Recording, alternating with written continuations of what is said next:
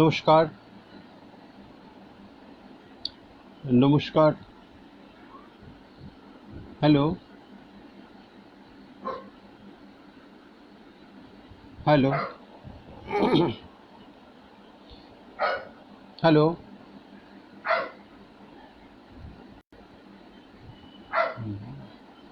আমি অলোক বিশ্বাস, সৌমিত বসু এবং অরিন্দম চট্টোপাধ্যায় সম্পাদিত অন্য কবিতা ব্লগজিনের অনুরোধে আজকে আমার এই লাইভে আসা। আমি অলোক বিশ্বাস। আমার পরিচয় আর নতুন করে কিছু দেওয়ার নেই। বাংলা কবিতাকে ভালোবেসে আমি আমার সামান্য কবিতা চর্চা করে চলেছি। কিছু পাঠক পেয়েছি, যেসব পাঠকের আন্তরিকতা, যেসব পাঠকের ভালোবাসা আমাকে বারবার কবিতার দিকে ঠেলে দিয়েছে। কবিতাই আমার জীবন। কবিতা ছাড়া বোধহয় কোনো কবি তার জীবন যাপন ঠিকঠাক করতে পারেন না। একজন কবি, আমার মনে হয়, একজন কবি তার চারপাশের পরিবেশ এবং বহু দূরের পরিবেশ, যে পরিবেশে সে কখনো গেছিল বা যায়নি, সমস্ত পরিবেশের মধ্যে, জীবনের সমস্ত কণা অনুকণার মধ্যে একজন কবি কবিতা দেখতে পান।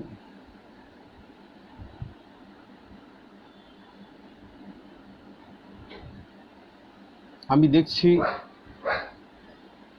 সৌমিত বসু, রাজীব পাল, অরিন্দম চ্যাটার্জি অনেকেই আমার এই লাইভ দেখছেন। অরিন্দম দেখা যাচ্ছে কি? অরিন্দম, সৌমিত, একটু যদি তোমরা জানাও যে দেখা যাচ্ছে কি না। হ্যালো, অরিন্দম এবং সৌমিত, রাজীব পাল, তোমরা যদি একটু জানাও যে দেখা যাচ্ছে কি না, ভালো হয়। Hello,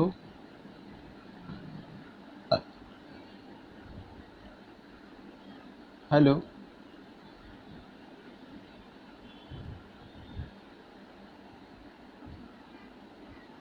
hello, Arindam. আচ্ছা, আমি আমার যে সমস্ত কবিতার বইগুলো প্রকাশিত হয়েছে এবং যেসব প্রকাশিত বইগুলো নিয়ে আমার কবিতা সমগ্র, সেটাও প্রকাশিত অবস্থায়, কিন্তু এই করোনা পরিস্থিতিতে আমি সেই সমস্ত বই, সেই সংগ্রহ সমগ্র আমি এখনো হাতে পাইনি। আমি আমার প্রকাশিত বইগুলো থেকে আমি আমার কিছু কবিতা পড়ব এবং আমার কবিতা জীবনের কিছু কথা পাঠকের সঙ্গে শেয়ার করব।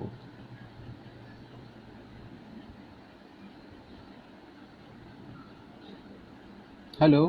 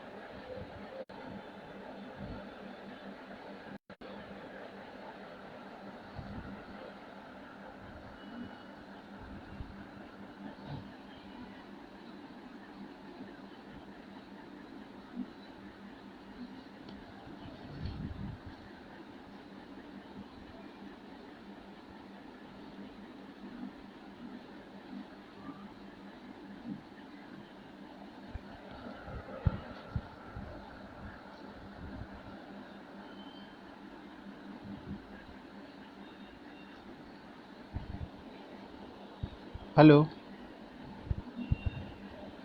একটু সমস্যা হচ্ছিল। হ্যালো, হ্যালো, একটু কেউ জানান যে আপনারা দেখতে পাচ্ছেন কিনা। হ্যালো, হ্যালো,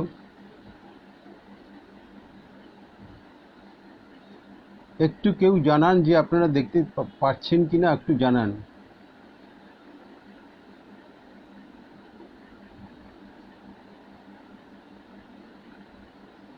হ্যালো,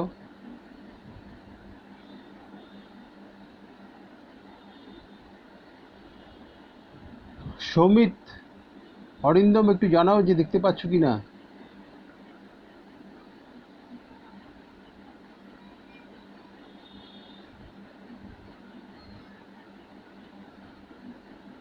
হ্যালো,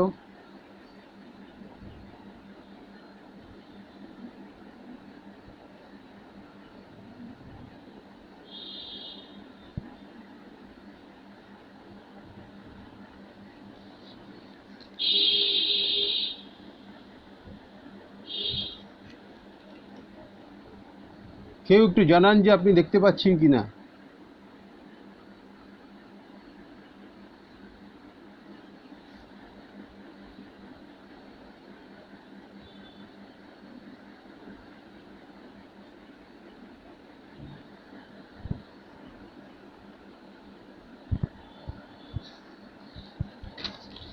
আমি আমার কবিতা, হ্যালো,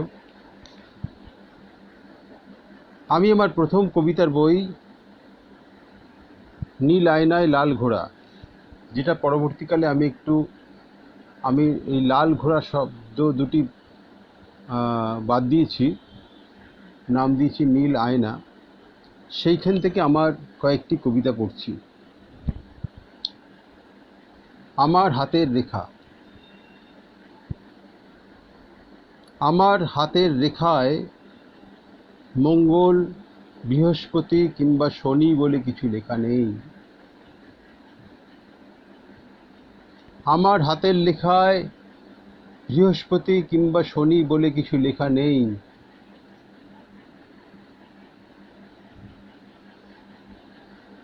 আঁকা আছে দোআঁশ মাটি। চোখের নিচে ওগুলো কাজল নয়, ধোঁয়ার নিকেতন। যারা আমাকে রাজকন্যে আর রাজপুত্রের গল্প শোনাতে যায়, হঠাৎ চুপ করে যায় তারা। এখন আমার গায়ের রং কয়লার চেয়েও কালো, চুল রক্তের চেয়েও বেশি লাল।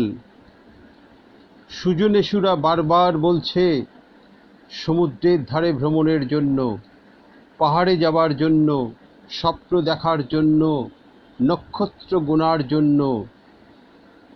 সুজনেশুদের কথা আমি রাখতে পারি না, বারবার পরাজিত হয়ে ফিরে আসি নাভিকুণ্ডে। কারো বিরক্তির জন্য হাসতে চাই না, আফসোস নয়, করুণা করতেও চাই না। বিশ্বাস করো, কোনো দিন তোমাদের মতো হয়ে ওঠা হবে না আমার। মঙ্গল, বৃহস্পতি কিংবা শনি, এই দিনগুলোর আলাদা কোনো মাত্রা নেই, পৃথক সন্ত্রাস বা শান্তি নেই। অন্যান্য দিনগুলোর মতোই ধুলোছাই মাখায় অন্তঃকরণে, জীবন্ত কবর দেয় না, কিংবা কবরে বিছানোর আগে মুহূর্তের জন্য তুলে দেয় না রাজ সিংহাসনে।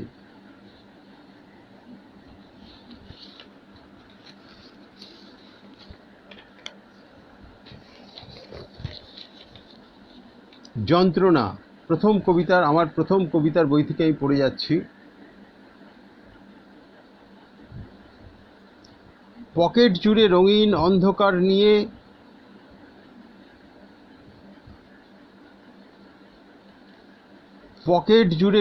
অন্ধকার নিয়ে মেগা সিটির এই সংকেত থেকে ওই সংকেতে ক্রমশ উল্টোপাল্টা লাট খেয়ে আমি হাঁটছি। হাত পা থেকে হুড়ুর করে ঘাম বেরোচ্ছে, আর হাওয়ার থাপ্পড়ে হিম হয়ে আসছি। পেটের ভেতরে কুটি কুটি পেটের ভেতরে কুটি কুটি ছিঁড়ে যাচ্ছে নাড়ি অসভ্য অ্যাসিডের ছুরিতে, এবং তলপেট আঁকড়ে ধরছে মেরুদণ্ড। কাস্তে কাস্তে নোংরা রক্তের গন্ধ উঠে আসে গলা থেকে নোনা জল। বুকে ডায়নামোর গর্জন নিয়ে ফুটপাথের পর ফুটপাথ, দাঁতে দাঁত চেপে যায়, এবং এইসব নিয়ে কফি হাউসের আলো এবং তরঙ্গে আমার সমস্ত কথা বন্ধ পালন করে গুম হয়ে থাকি।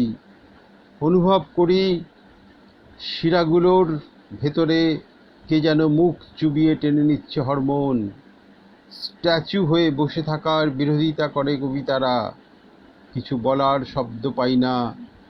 অবশেষে পকেটের অন্ধকার ঘাঁটতে ঘাঁটতে ফুটপাথের পর ফুটপাথ, ফাঁকা রাস্তা, গলির পর গলি পেরোতে পেরোতে বাড়ির দরজায় এসে দেখি নতুন একটা অন্ধকার দরজার চোখ টিপেছে।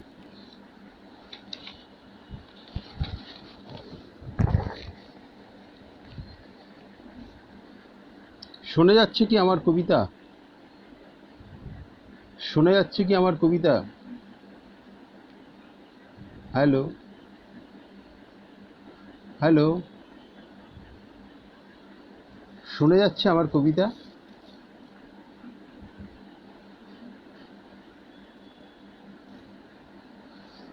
কেউ রেসপন্ড করছে না।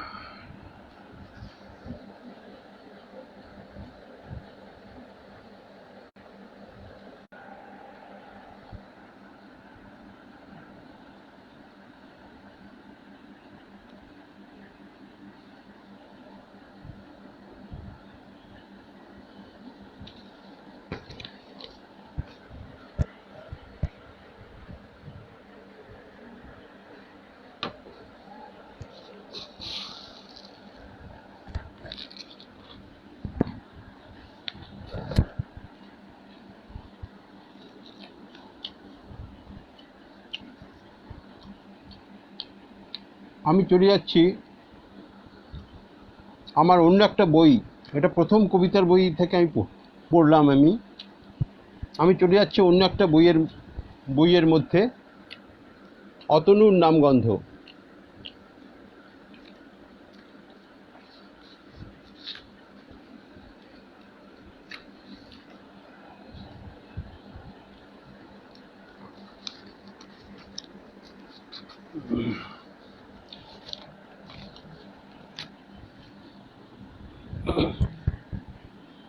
অতনুর নামগন্ধ কবিতার বইটা আমার প্রকাশিত হয়েছিল বহু বছর আগে। আমি সেই কবিতার বইটা থেকে কিছু কবিতা পড়ছি। প্রবাহমান আলো। আমাদের পথ আটকানোর জন্য সালোয়ার থেকে শুরু করে ল্যাপটপ অনেক কিছুই হারিয়ে যায়। ঐতিহাসিক সাবান, গামছা আর সামান্য গুপিযন্ত্র কোথাও হারালো। যা কিছু হারালো তার চেয়ে অনেক বেশি পরমার্থ জন্মালো। প্রবাহমান জলে বিড়ালের খাবলা খাবলিতে শূন্যতা প্রাপ্তি তীব্র হবার আগে আরেক জোয়ার এসে পড়ে। ব্যাগ ভর্তি করে নিই জোয়ারের জলে আসা দূরবর্তী আলো। নোটেশনে মিউকাস ক্রনিক হয়ে পড়েনি এখনো। প্রত্যেকে আলো নিয়ে যাই প্রত্যেকের বাড়ি।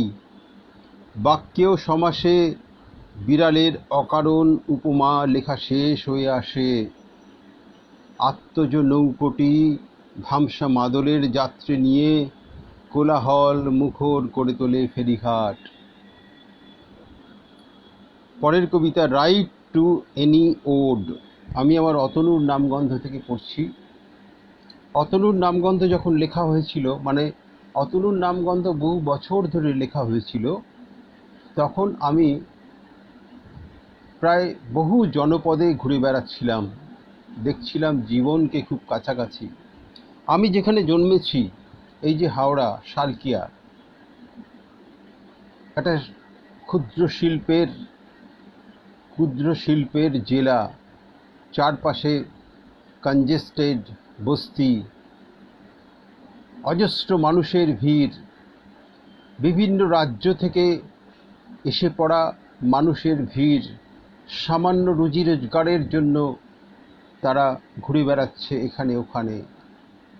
সেই সব মানুষের মধ্যে অজস্র উপাদান, কবিতার উপাদান, তাদের সংগ্রাম, তাদের বেঁচে থাকা, এইসব আমাকে অনুপ্রাণিত করেছে কবিতায়। প্রথম কবিতার বই থেকেই, সেই নীল আয়না লাল ঘোড়া কবিতার বই থেকেই আমি জনপদ থেকে, সাধারণ মানুষের জীবনযাপন থেকে, এবং আরেকটি কথা বলার আছে এখানে, যে আমার বাড়ি থেকে গঙ্গার ঘাট মাত্র কয়েক মিনিট, 10-15 মিনিট হাঁটলেই গঙ্গার ঘাটগুলোতে যদি আমি যখন গিয়ে বসি, তখন আমি অজস্র কবিতার উপাদান পেয়ে যাই। সেখানে স্নান করতে আসা, ঘুরতে আসা, গঙ্গার স্রোতকে দেখতে আসা মানুষের মধ্যে আমি কবিতার উপাদান খুঁজে বেড়াই। যাই হোক, আমি পড়ছি আরেকটি কবিতা আমার অতনুর নামগন্ধ থেকে। Right to write any ode. চাল বা চিঁড়ে দিয়ে মুড়িঘণ্ট হয়, কুমড়ো দিয়ে হয় না, এই কথা সকলকে বলতে নেই। বললে পরোক্ষ প্রত্যক্ষ উদ্দেশ্য বিধ নিয়ে সময় ব্যয়িত হবে। কেউ নিয়মিত সফটওয়্যার পরিবর্তন করে, আমি প্রতিবেশী অঞ্চলে সাইকেলে ঘুরে ঘুরে চাঁদের অন্যতর রূপ দেখে বেড়াই। আমার কোনো নির্দিষ্ট সফটওয়্যার নেই, আছে শুধু সীমান্ত পেরিয়ে যাওয়া অক্ষর। চাল বা চিড়ে শেষ হয়ে গেলে অক্ষর সাজিয়ে মুড়িঘণ্ট বানাই। মুড়িঘণ্টের নিজস্ব রেসিপি থাকলেও কোনো বল প্রয়োগের প্রশ্ন নেই মনিটর নিয়ে অযথা উদ্বেগ। যারা তরমুজ খেয়ে মাইক্রোসফটের গল্প শোনায়, তাদের আমি সেলাম করি, কিন্তু মাইক্রোসফটের মতো অতিরিক্ত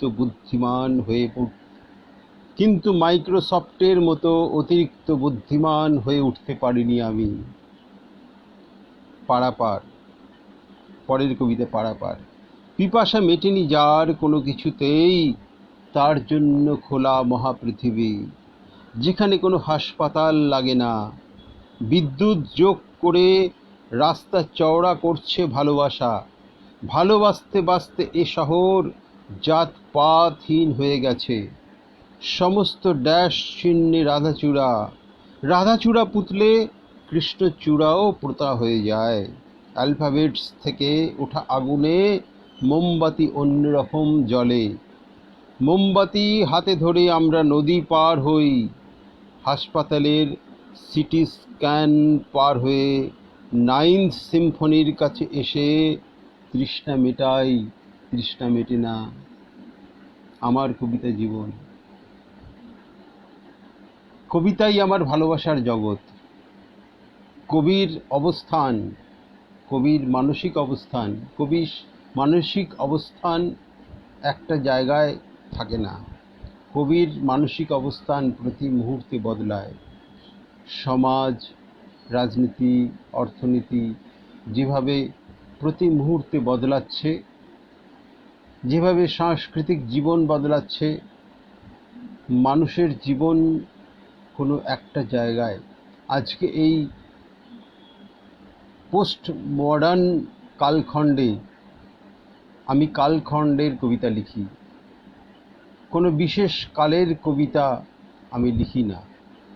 একটা কালের কবিতা, সময়ের কবিতা একটা সময়ের মধ্যেই সীমাবদ্ধ থাকে, কিন্তু কালখণ্ডের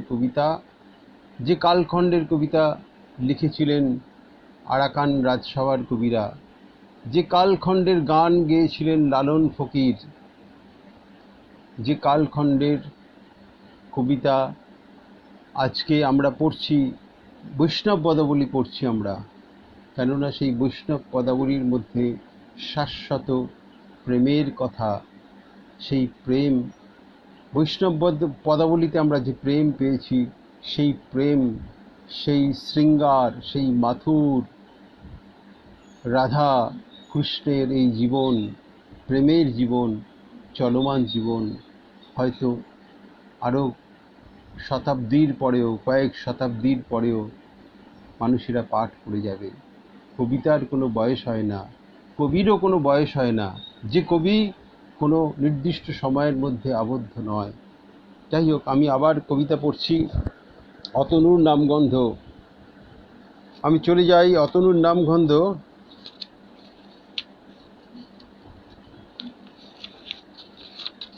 আমার সময় দ্রুত শেষ হয়ে যাচ্ছে।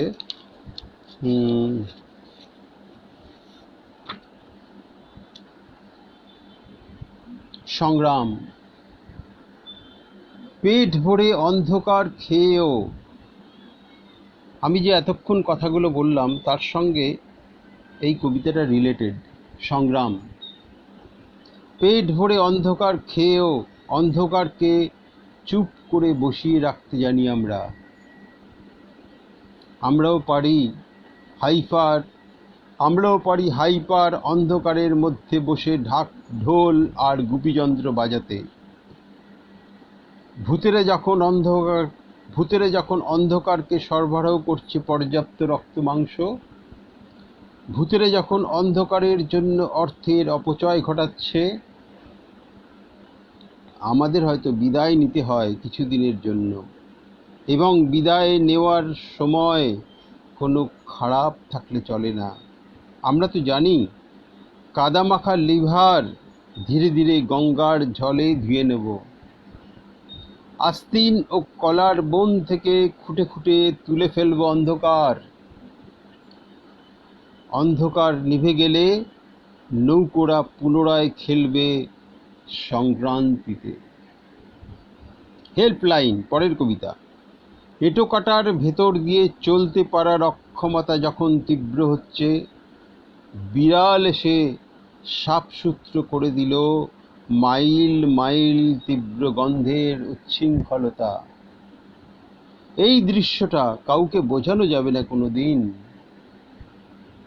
এই দৃশ্য দেখে কেউ পুরস্কার দিতে আসে না সামান্য বিড়ালকে। গল্পের বিড়ালের বাইরে নিশ্চিত রয়ে গেছে অন্য এক জাগতিক বিড়াল। পরের কবিতা, লিভার।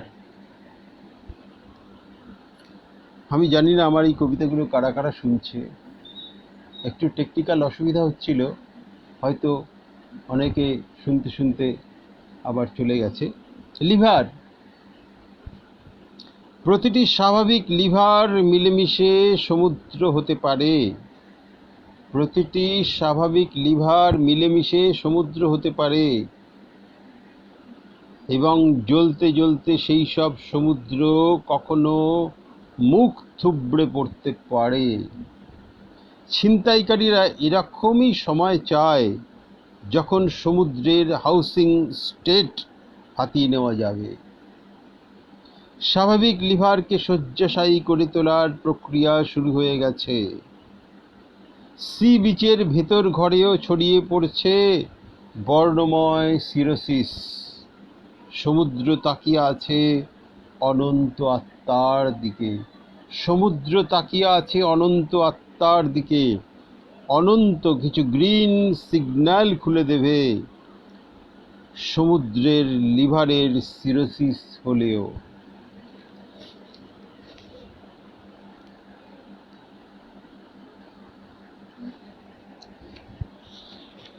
চলে আসি অন্য কবিতায়।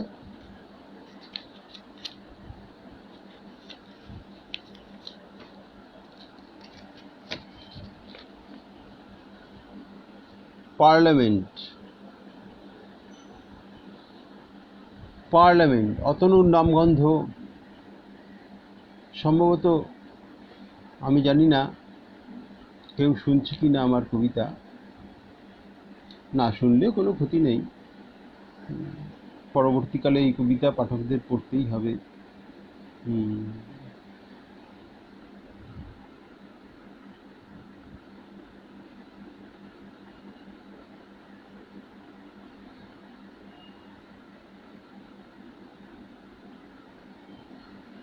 হ্যালো হ্যালো হ্যালো যাই হোক, আমি আমার কবিতাগুলো পড়ে যাই। হুম, হ্যালো। হুম, পরম্পরা এখনো আমার সব সব বইগুলো থেকে পড়া হয়নি। এখনো আমার অনেকগুলো কবিতার বই, অনেকগুলো কবিতার বই, এবং আমার কোনো বই কিন্তু ওই এক ফর্মা দু ফর্মা, ওই যে প্রথম বইটা হয়েছিল 3 ফর্মার, নীল আয়না লাল ঘোড়া। পরে ওটার নাম আমি শুধু নীল আয়না রেখেছি। কিন্তু আমার কোনো কবিতার অনেকের কবিতার বই আমি দেখেছি, কবিতার বইয়ের সংখ্যা বাড়ছে, 1 ফর্মা 2 ফর্মা এইরকম সমস্ত। আমার কোনো বই কিন্তু 1 ফর্মা 2 ফর্মার কোনো কবিতার বই নেই। আমার সমস্ত বই, মানে প্রথম বইটা হয়েছিল 3 ফর্মার, মানে 348 পৃষ্ঠার। তারপর থেকে সমস্ত বই কিন্তু আমার 4 ফর্মা 6 ফর্মা এরকম। তো অতনুর নামগন্ধ, অতনুর নামগন্ধ কবিতার বইয়ের পরম্পরা কবিতাটা আমি পড়ি। আলো পড়ে আমার ওপর, আলো পড়ে আমার ওপর, আমাকে জড়িয়ে আলো অন্যত্র ভেসে যায়। আলোর আলোর আসন্ন ফলটি মালদহ ঘুরে ঘুরে দিনাজপুরের ডাইনিং টেবিলে চলে যাবে। ওপারে রামায়ণ পাঠ শেষ হলে এপারেও জন্মাবে শিহরণ। নিসর্গ ব্যক্তিগত হলেও সামাজিক হতে ভালোবাসে, বেশি ভালোবাসে। সব ঋতু আছে সুইচের সকল বোর্ডে। এক অঞ্চলের মেঘ অন্য অঞ্চলে যাওয়ার আগে আমাকেও পূর্ণ করে যাবে জলে। পূর্বপুরুষেরা পেয়েছিল কথামালা সহযোগে বৃষ্টিপাত শিকড় চালিত শিখরে। রসায়ন ধরে ধরে পাখি পরিহিত আকাশেরা প্রবাহিত করে সচিত্র পুনর্জন্মগুলি। প্রতিদিন আলো পড়ে আমার ওপর, আমার পুনর্জন্ম হয় নিকটে আলো এসে গেলে। আমার পুনর্জন্ম হয় নিকটে আলো এসে গেলে।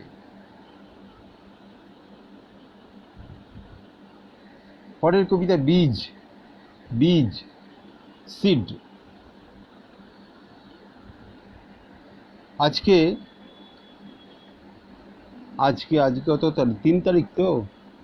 আজকে আমার ওই আলো পৃথিবী ব্লগ চিনে কিছু ইংরেজি কবিতা, মানে আমার সরাসরি লেখা ইংরেজি কবিতা, অজস্র ইংরেজি কবিতা আমার আছে, সরাসরি ইংরেজিতে, ট্রান্সলেশন নয়, ইংরেজিতে লেখা কিছু কবিতা আছে। পাঠকরা, যারা আমার পাঠক, যারা আমার পাঠক নয়, তারা ওই আলো পৃথিবী ওয়েব জিনে গিয়ে দেখতে পারেন, পড়তে পারেন, দেখতে পারেন মানে পড়তে পারেন আমার কবিতাগুলো। হ্যাঁ, আমি একটু একটু আধটু ইংরেজি জানি, চেষ্টা করি একটু, মানে পৃথিবীতে যেরকম ইংরেজি লেখা হচ্ছে তার সঙ্গে একটু নিজেকে সংযোগ করার চেষ্টা করি।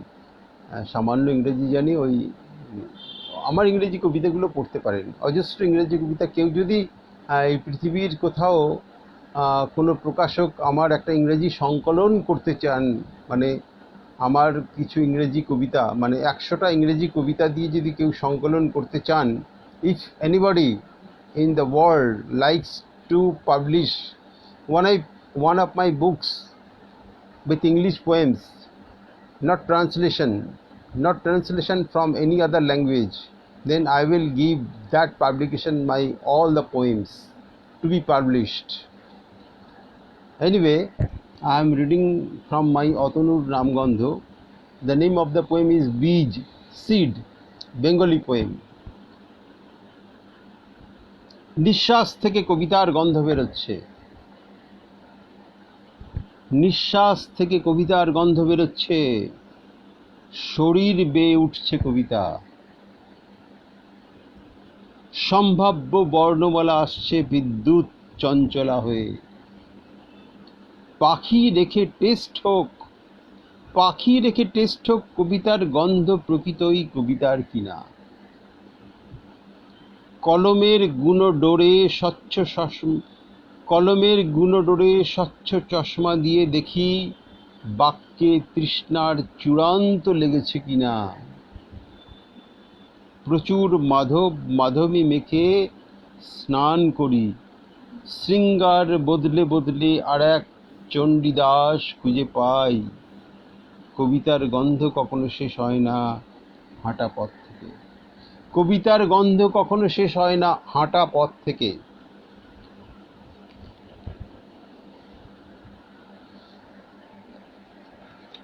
এখন অনেক সময় আছে, তাই তো?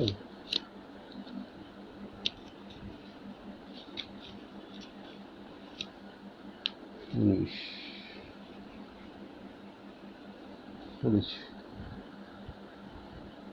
একুশ।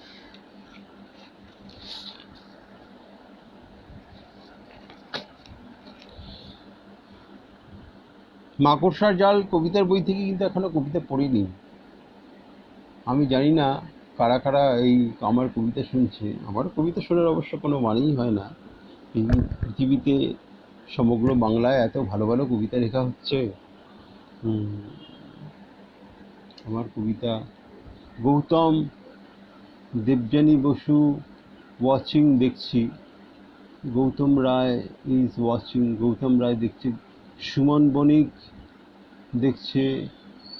গৌতম রায় যদি আরেকটু জানান যে শুনছেন কিনা, গৌতম দেবযানী, সুমন বণিক এনারা যদি একটু জানান যে তারা শুনছেন কিনা, তাহলে আমি পড়বো, নাহলে এইসব পড়ার কোনো মানেই হয় না।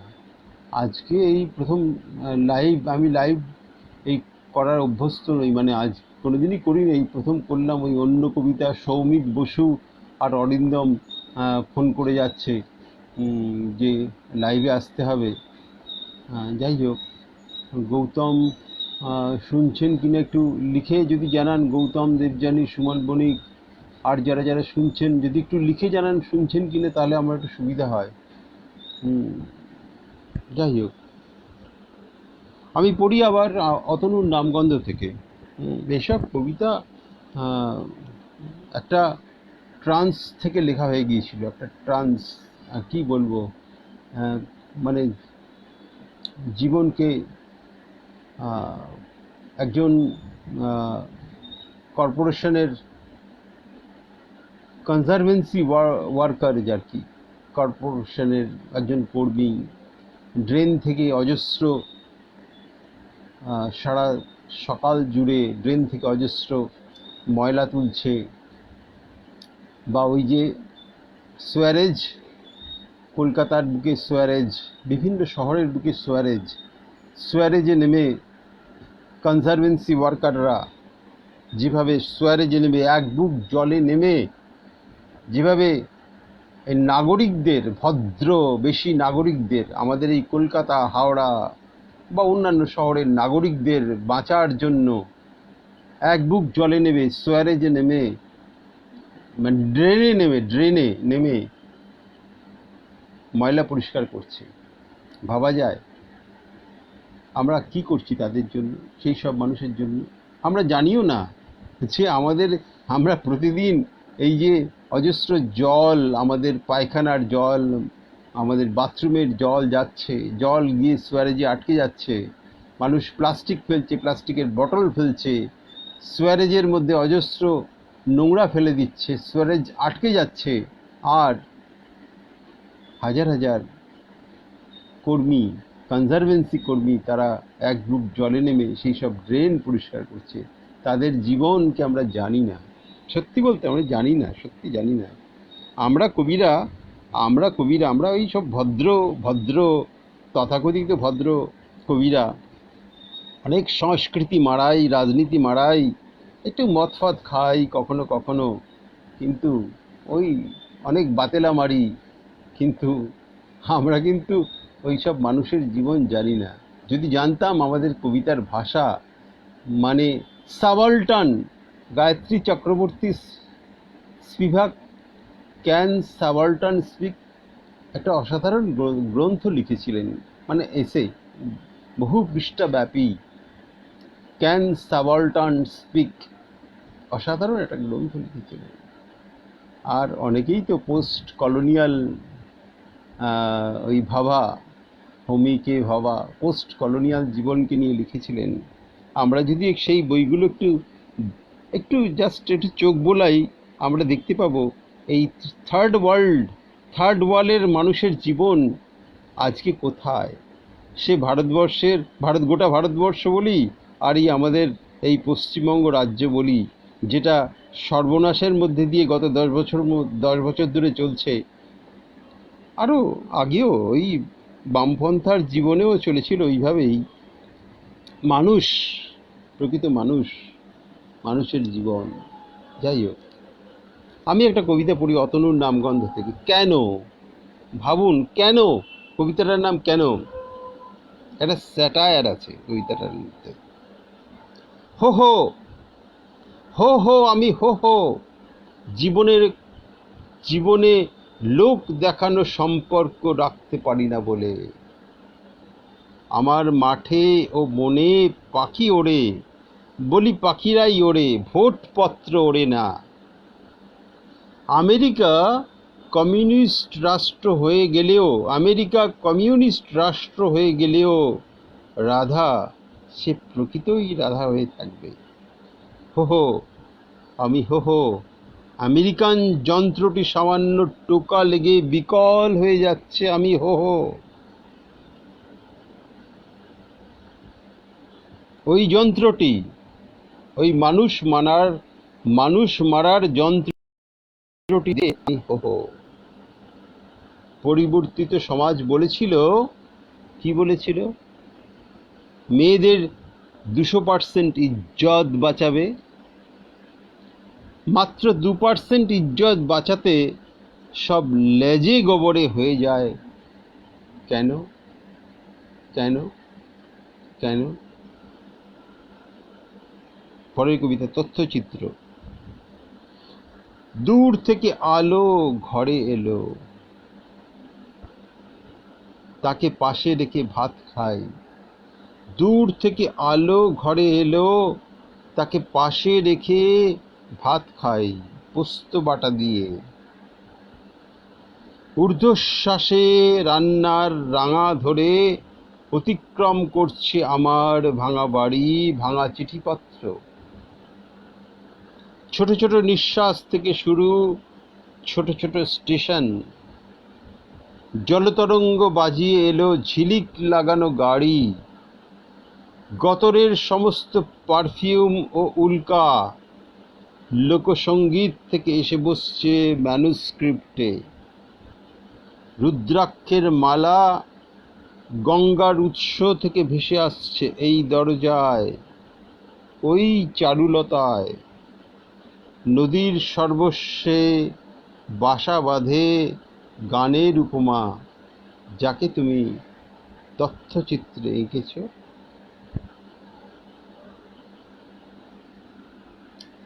আমি জানি না আমার সময় শেষ হয়ে এসেছে কিনা, আর একটু বোধহয় সময় আছে। এই অরিন্দম বলতে পারবে আমি আর একটু সময় আছে কিনা? অরিন্দমও বোধহয় শুনছে না আমার কবিতা, আমি জানি না। অরিন্দম, সৌমিত বসু, যারা অন্য কবিতা থেকে এই কবিতার মানে আমার এই কবিতার আয়োজন করেছে, আমি জানি না তারা এখানে আর আছে কি না। সব কিছুই আর কি বনাবট। হ্যাঁ, হ্যালো অরিন্দম, সৌমিত বসু,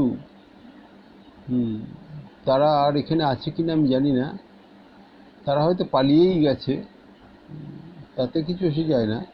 আমার রেকর্ডিংটা তো করে রাখছি।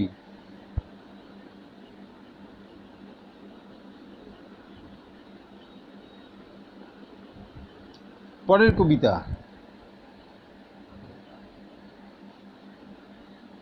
কবিতা, মরমরিয়া।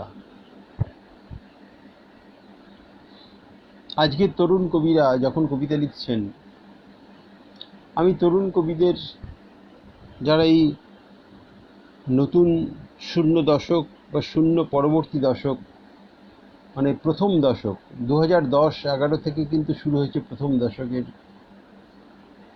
কবিদের কবিতা, আর একটা নতুন দশক শুরু হয়ে গেছে।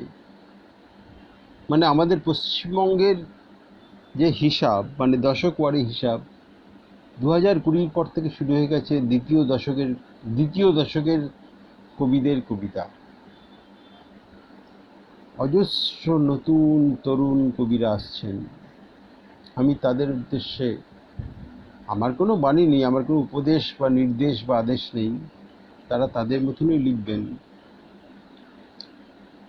লিখতে গিয়ে নিশ্চয়ই তারা পরম্পরা বাংলা কবিতা, আবহমান বাংলা কবিতা কীরকম লেখা হয়েছে, তারা যদি পড়তে থাকেন, দেখবেন বাংলা কবিতা কিন্তু অনেক নিরীক্ষা হয়ে গেছে। ওই পরীক্ষা নিরীক্ষা এই সমস্ত যেসব টার্মগুলো আছে না, বাংলা কবিতা অনেক হয়ে গেছে। বাংলা কবিতার ভাষা আজকে আন্তর্জাতিক ভাষা। বাংলা কবিতা নিয়ে যা নিরীক্ষা হয়েছে, 30 দশকের কবিতার পর থেকে বাংলা কবিতার ভাষা নিয়ে যে নিরীক্ষা, যে চর্চা, যে অনুশীলন, যে গভীরে যাওয়া, যে বাংলা কবিতা নিয়ে যে কাজগুলো হয়েছে, আমি জানি না পৃথিবীর কোথাও। ওই ল্যাটিন আমেরিকার উদাহরণ অনেকে দেন, অনেক পণ্ডিতরা ল্যাটিন আমেরিকা, চিনুয়া আসবে থেকে শুরু করে ল্যাটিন আমেরিকার অনেক উদাহরণ দেন। তৃতীয় বিশ্বের দেশ হিসেবে এই ভারতবর্ষের একটা রাজ্য বাংলা, পশ্চিমবঙ্গ। বাংলা কবিতা নিয়ে যে কাজ গত মানে এই এতগুলো দশক ধরে হয়েছে, সেই 1920 পর থেকে, মানে 20-এর দশকের পর থেকে, 1930, 40, 50, 60, 70, 80, বাংলা কবিতার 80-র দশক কিন্তু, আমি 80-র দশকের কবি হিসেবে আমি নিজেকে রিপ্রেজেন্ট করি। 80-র দশক থেকে কিন্তু বাংলা কবিতার একটা বাঁক বদল ঘটেছে। যারা জানে তারা জানে, যারা জানে না তারা জানে না, কিছু করার নেই। 80-90 বাংলা কবিতার, 80-90 শূন্য দশক বাংলা কবিতার স্বর্ণযুগ। বাংলা কবিতার এত সমস্ত মিথ তৈরি হয়েছে না আগের দশকগুলোতে। আমি 60 দশককে ব্যতিক্রম ধরছি, ওই সব ব্যতিক্রমটা 60 দশক, কিন্তু বাদবাকি দশকগুলোতে যে সমস্ত মিথ তৈরি হয়েছে, সেই মিথ ভাঙার কাজ করেছে বাংলা কবিতায় 80-র দশক, 9-এর দশক, শূন্য দশক। আর এই শূন্য পরবর্তী যে নতুন দশক, মানে প্রথম দশক, দ্বিতীয় দশক, এরা তো কোনো দর্শনটা বাংলা কবিতায় দর্শন মানার দরকার নেই।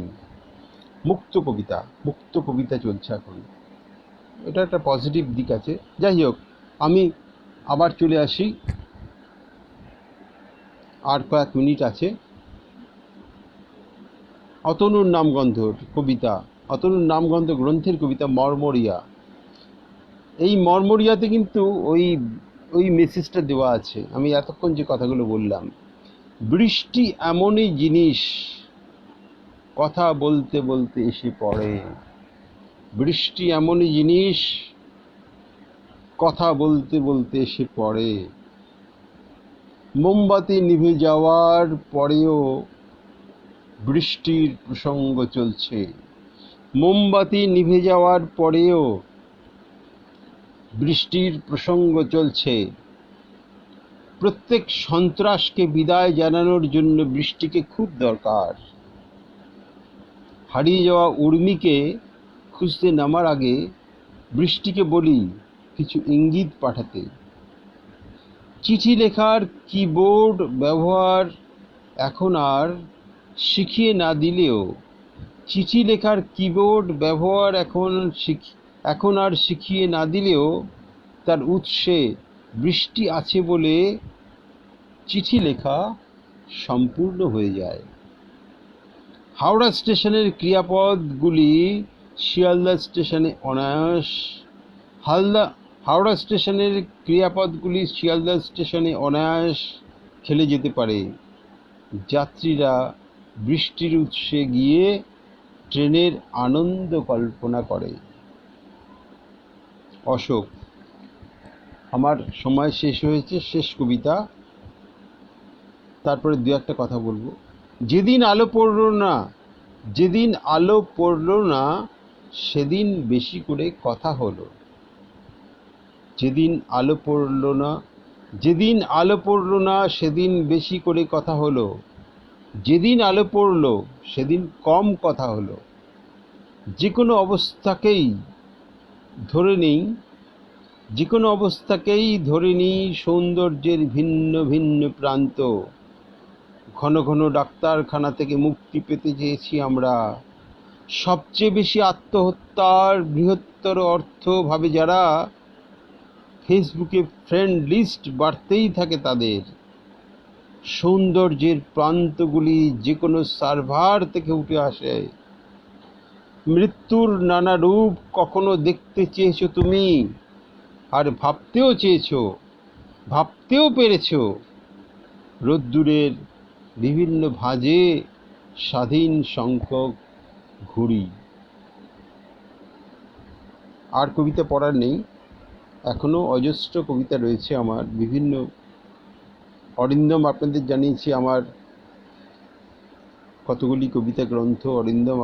অরিন্দম চট্টোপাধ্যায়, হয়তো সমিত বসু জানিয়েছেন। সারা রাত কাবার হয়ে যাবে কবিতা পড়তে পড়তে। কবিতা ক্যাম্পাস নামে একটি পত্রিকা আমি সম্পাদনা করে আসছি 1991 সাল থেকে। এই করোনা, এই প্যান্ডেমিক সিচুয়েশনে কবিতা ক্যাম্পাস সেই 2020 সালের জানুয়ারি মাসের পর কবিতা ক্যাম্পাস প্রকাশিত হয়নি। কিন্তু কবিদের সঙ্গে আমার সম্পর্ক, তরুণ কবিদের সঙ্গে, বিশেষ করে যারা নতুন করে ভাবছে, যারা কোনো অন্ধ নয়, কোনো রাজনীতির প্রতি যারা অন্ধ নয়। আমি দেখেছি এই কয়েক বছর ধরে বহু তরুণ কবি কিছু রাজনীতির প্রতি তাদের অন্ধত্ব তৈরি হয়েছে। আমার মনে হয়েছে তাদের এই জায়গা থেকে বেরিয়ে আসা দরকার। এই অন্ধত্ব, রাজনৈতিক অন্ধত্ব কোনো কবিকে মানায় না। কোনো কবি কোনো প্রকার রাজনৈতিক অন্ধত্বের মধ্যে নিজেকে সীমাবদ্ধ করতে পারে না।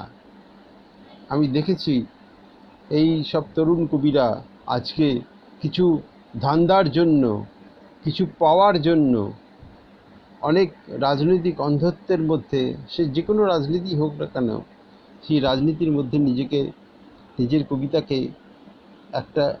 একটা সার্কেলের মধ্যে আটকে দিচ্ছে। এখান থেকে আমার মনে হয় বেরিয়ে আসা দরকার। কবির কোনো রাজনীতি, পার্টিকুলার কোনো রাজনীতি নেই।